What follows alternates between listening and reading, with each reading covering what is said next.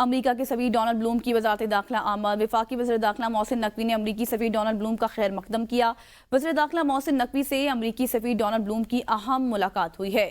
پاک امریکہ تعلقات اور باہمی دلچسپی کے امور پر تبادلہ خیال کیا گیا۔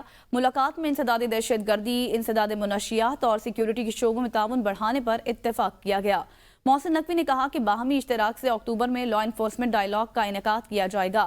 اس متعلق تفصیلات حاصل کرتے ہیں نمائندہ ABN نیوز زمان مغل سے۔ زمان، مزید بتائیے گا۔